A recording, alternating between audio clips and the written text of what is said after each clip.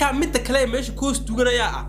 dadka meesha ka soo qayb galaya imka tusaalaan daan aan leeyahay soo wacay igu leeyahay bisaaqo meesha sarrabna ana ka soo qayb gashay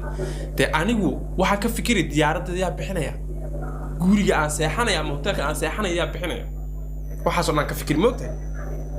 waxa soo dhawaaba la dhameeyba adu waa soo baxaysa ama maqlaano saan maqlay waxa la yiri diyaaradda lagu السلام عليكم ورحمة الله وبركاته. صلاة بشو عن ونكسن وحكا عدسن هيا حدي عاد دعوانيسو أنا سبسكرايب إذا صوت ماشي كل نعلا شداو كيالي هذه الضمان استبقوا الكبار وحن ربا إن أكون متكبحيو حقيقي أرت السادوكتين أركان معنا وكهلا أو قرع سنة شخص بعنا يسمى أيديان لا يسمى مسكها وجدت أغلى سمى درام بان ليجون يسمى أرو وحن آمن سنة إن كان واحد وكهلا إن حقيقي فل أبي كم أنا أيته كلجينا معها dad kala oo fara badan jaraya tigidhka macna hotelka inta maalin la joogisna waa lagu booqan garanaya lacagta laga bixinaya macnaha dadkan la isku yeelayo iyaga laftirkoogu moogo in lacag lagu cunayo iyagana lacag baa lagu cunayaa lacag kala hadana meel kale laga sameeynaya magacna waa la sameeynaya iyagana waa la isticmaalaya salaam $100 baa lagu siinaya $100 baa laga sameeynaya that's it wana waa qabaan oo commentiga hadii aan halka idin soo dhigo waad arki kartaanba waxyaabaha runta ee xaqiiqda ee dadku ay macna dadka dhan way dareesay waxaan ay runta macna waxaan dhihi karaa macna toosh weyn oo nalkiisu uu yahay 10 qaad dhowr iyo 10 qaad uu yahay wuxuu ku siiyay ma alla shaydan ku yaad wuxuu ee dhalaysana sad ogtiinba aan warta wax xaqiiqda wuxuu yiri Idris Abdi hadalkiisa dad soo qaadan wuxuu yiri qof fanaana oo aan aqaano oo ay soo qaateen oo meesha macna la sheegayo waliga ma arkin hada koor waxa kamid ahaa waxa soo maray Sharma Boy baa sanadkii hore ahaa soo maray Sultan Seerar baa soo maray Xariir Axmed baa soo maray Qamar Sugaan baa soo maray Ismaaciil Daran baa soo maray Guuleedsan baa soo maray dadkaas oo dhan waa ay soo mareen meesha laakiin anigu shakhsi baan ahay social media inta soo dhan ku jira waliga ma arkin CK Idris Abdi Abdalla Jamal hadii ilaahay ku soo gul yahay arimaheena wariga kuma arkin macna dadkaas oo macna loo codeynaya ama la leeyahay door kale waxaan hadii ay macna tahay wax award international oo dadka dhan Soomaalida ka dhaxeeyo waa inay dadku Soomaalida ay ogaadaan muhiim ma macna dadka loo codeynayo inay ogaadaan muhiim ma bal waxa muhiim ah inay ogaadaan bulshadu si ay u codeyso dadkaas qofka ay doonayaan iyagu kala waxa uu ka dhawaajiyay in ay muhiim tahay dadka wadankii jooga in ay imaadaan oo xagga laga soo kaxeeyo oo inta ay imaadaan maadaama oo bulshadooda ay maaragtay shaashada ay daawadaan ay yihiin sababta aan looga keenin dadka aanka Soomaaliya loo keenay Kenya loo keenay Hargeysa loo keenay ama Ethiopia loo keenay dadka aanka waxay tahay dadkaas transportkooda waa lacag dalka ay jifanayaan waa lacag intaas oo kharash baa ku baxaya kharashkaana ayaga ayaa la rabaa inay bixiyaan marka si uu kharashkaas uga bixin waxay sameynayaan marka u baato qofkaas waa magacaabayaan oo kaliya halka aan bay ka sheegayaan macna inta oo ma dhaafayaan waa qofkii la rabay in la dhaho soo safar oo kharash lagu bixiyo oo hotelka u seexanayo loo soo buku gareeyo oo waxaas oo dhan la sii habeeyo xaqiiqda waxana muhiim ahaan lahayd maadaama oo magacii dhanaa ee Soomaaliya meesha yaallo waxa muhiim ahayd in ay youtuberada ay qusayso ay ka hadlaan oo kamid yahay CK kamid yahay arimeena kamid yahay Abdalla Jamal kamid yahay Yahaanta kamid yahay Saki bin Haaj kamid yahay ragaas oo dhan aad bay muhiim ugu tahay in ay ka hadlaan waxaan oo kala sababtoo ah ayaga ay si toos ah u qorsheeyaan oo magacooda dhanaa ee Soomaaliya ay wataan dadka kale in horta meesha lacag lagu cunayo budget lagu jiro horta taas oo shaki kuma jiro kale in dadka meesha macnaha iskale waxaan loo xayisiinayo oo dadka macnaha sponsor gareynaya la xayisiinayo la leeyahay macnaha shirkadaas waxaan qabatay la leeyahay oo magac ay u tahay oo magac laga sameeyo in dadkan magacooda la soo qaato oo ayaga magacooda wax lagu xayisiyo hadana magaciisa dhanaa ee Soomaaliya la wato meesha lagu xayisiinayo oo adduunyo oo dhan macnaha la tusinayo taasna iyadana meesha waa ay ku jirtaa oo wax xaqiiq dhab ah wax cid kale oo ka hadlaysana anoo ma arkin kulli waxaan rabaa inaan idin soo bandhigo kommentiyada macnaha dadku sida ay u fakarayaan ama dadku sida ay u raacsan yihiin iyo dadku waxa ay leeyihiin kulley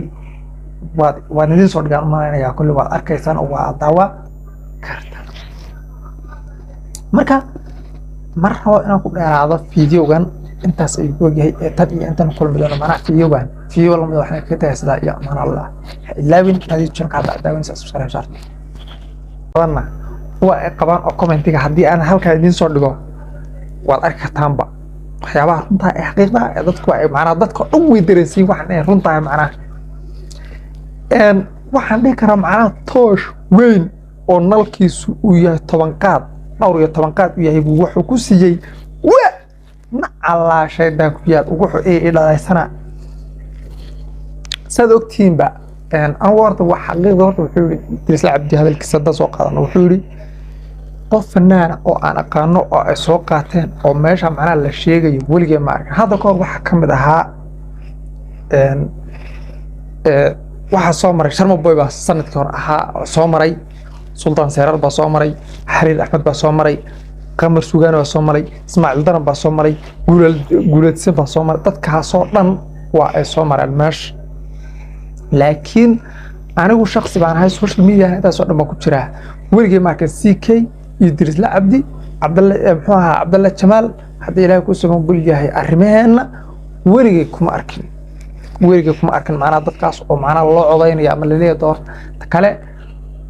waxaan hadii ay macnaha tahay wax award international oo dadka dhan Soomaalida ka dhaxeeyo waa inay dadku Soomaalida ay ogaadaan muhiim ma macnaha dadka loo codeynayo inay ogaadaan muhiim ma bal waxa muhiim ah inay ogaadaan bulshadu si ay u codeyso dadkaas qofka ay doonayaan iyagu kale waxa uu ka dhawaajiyay in ay muhiim tahay dadka wadankii jooga in ay imaadaan oo xagga laga soo kaxeeyo oo inta ay imaadaan maadaama oo bulshadooda ay maaragtay shaashada ay daawadaan ay yihiin sababta aan looga keenin dadka caanka ah Soomaaliya aan loo keenin Kenya loo keenin Hargeysa aan loo keenin ama Ethiopia aan loo keenin dadka caanka waxay tahay dadkaas transportkooda waa lacag dalka ay jifanayaan waa lacag intaas oo kharash baa ku baxaya kharashkaana ayaga ayaa la rabaa inay bixiyaan marka si uuna kharashkaas uga bixin waxay sameynayaan marka u baato qofkaas waa magacaabayaan oo kaliya halka aan bay ka sheegayaan macnaha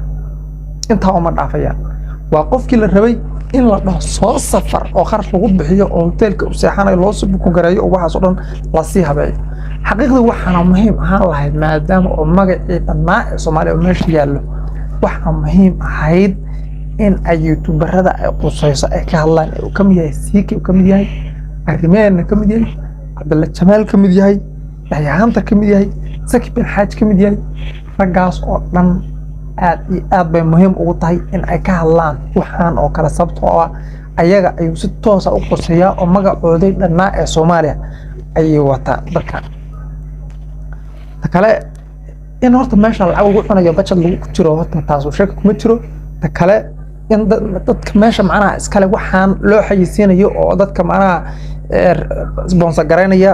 la xayisiinayo la leeyahay macnaha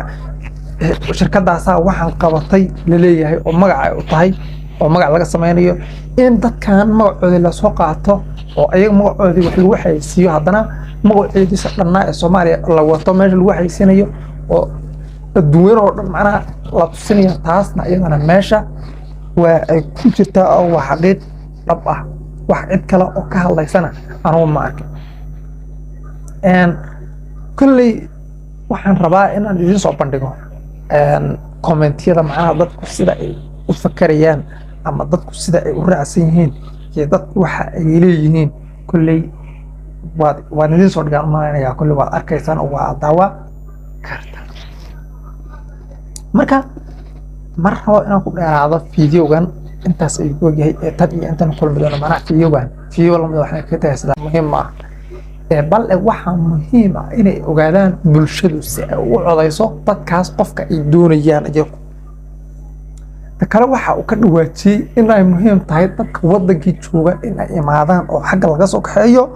oo inta ay imaadaan maadaama oo bulshadooda ay maaragtay shaashada ay daawadaan ay yihiin sababta aan looga keenin dadka caanka ah Soomaaliya aan looga keenin Kenya aan looga keenin Hargeysa aan looga keenin ama Ethiopia aan looga keenin dadka caanka waxay tahay dadkaas transportkooda waa lacag dalka ay jifanayaan waa lacag intaasoo dhan kharash baa ku baxaya kharashkaana ayaga ayaa la rabaa inay bixiyaan marka si uuna kharashkaas ooga bixin waxay sameynayaan markay u badato qofkaas waa ay magacaabayaan oo kali ah halka aan bay ka sheegayaan macnaha inta uma dhaafayaan waa qofkii la rabay in la dhaho soo safar oo kharash lagu bixiyo oo hoteelka u seexanayo loo soo buku gareeyo oo waxaas oo dhan la sii habeeyo xaqiiqdii waxaana muhiim ahaan lahayd maadaama oo magacii dhammaa ee Soomaaliya meesha yaallo waxaa muhiim ahayd in ay youtuberada ay qusayso ay ka hadlaan oo ka mid yahay Siiki ka mid yahay Arimeena ka mid yahay Cabdalla Jamaal ka mid yahay Yaxyaanta ka mid yahay Saki bin Xaaj ka mid yahay raggaas oo dhan aad bay muhiim ugu tahay in ay ka hadlaan waxaan oo kala sababtoo ah ayaga ayuu si toos ah u quseeyaa oo magacooday dhanaa ee Soomaaliya ay wataan dadka kale in horta meesha lacag lagu cunayo budget lagu jiro horta taas oo shaki kuma jiro kale in dadka meesha macnaha iskale waxaan loo xayisiinayo oo dadka macnaha sponsor gareynaya la xayisiinayo la leeyahay macnaha shirkadaas waxaan qabatay la leeyahay oo magac ay u tahay oo magac laga sameynayo in dadkan magacooda la soo qaato oo ayaga magacooda wax lagu xayisiyo haddana magacoodiisa dhanaa ee Soomaaliya la wato meesha lagu xayisiinayo oo adduun oo dhan macnaha la tusinayo taasna iyadana meesha waa ay ku jirtaa oo wax xaqiiq dhab ah wax cid kale oo ka hadlaysana anigu ma arkin kulli waxaan rabaa in aan idin soo bandhigo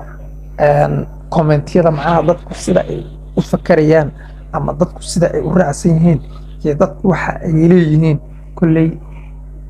waan idin soo dhigaan maanayaa kulli waad arkaysaan oo waa daawa karta marka mar rabo inaan ku dheeraado fiidiyogan intaas ay go'yahay ee tan iyo intan kulmi doono macnaha fiidiyogan fiidiyo lamada waxaan ka tagay sidaa iyo